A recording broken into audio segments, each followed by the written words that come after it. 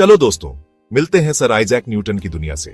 Newton के गति के नियम क्लासिकल मैकेनिक्स की नींव हैं। तो चलो इन्हें समझते हैं।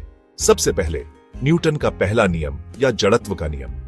यह कहता है कि अगर कोई चीज रुकी हुई है तो रुकी रहेगी, और अगर चल रही है तो चलती रहेगी, जब तक कि उस पर कोई बाहरी बल ना लगे। इसे ऐसे समझो, कभी देखा है कि फुटबॉल तब तक नहीं हिलता जब तक तुम उसे किक नहीं करते? यही जड़त्व है। अब न्यूटन का दूसरा नियम बल और त्वरण के बारे में है। इसे F=sin ma वाले सूत्र से समझ सकते हैं। इसका मतलब है किसी चीज पर लगने वाला बल उसके द्रव्यमान और उसके त्वरण के गुणनफल के बराबर होता है। मतलब अगर तुम शॉपिंग कार्ट को धक्का देते हो तो जितना जोर से धक्का दोगे उतनी ही तेजी से वो जाएगी।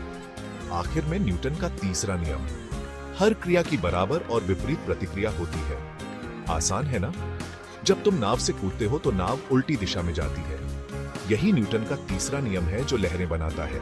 अब बात करते हैं गुरुत्वाकर्षण की। न्यूटन का गुरुत्वाकर्षण का नियम कहता है कि हर कण हर दूसरे कण को अपनी ओर खींचता है, और यह खिंचाव उनके द्रव्यमान के अनुपात में होता है और उनके बीच की दूरी के वर्ग के व्युत्क्रमानुपाती होता है।